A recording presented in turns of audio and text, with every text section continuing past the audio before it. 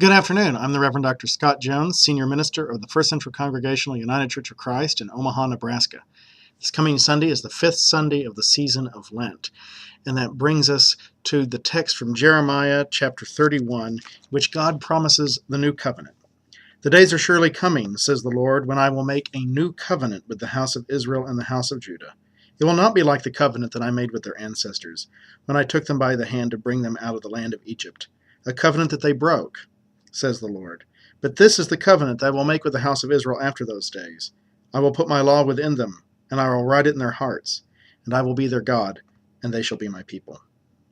Earlier in the passage, the prophet narrates some of that story, and gives this sense of hope for the people returning from exile, and says in verse 5, "Again you shall plant vineyards on the mountains of Samaria. The planters shall plant and shall enjoy the fruit."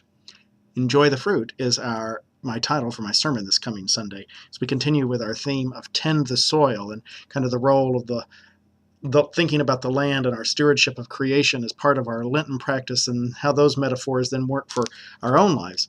This particular passage is about God's grace and God's forgiveness, and God's creating a new future and a new possibility for the people after a time of trial and exile. And so that's how we'll be looking at it this week, is what does this tell us about God and the possibilities and the futures that God provides for us through God's grace. So share your own thoughts and ideas, and I hope to see you on Sunday.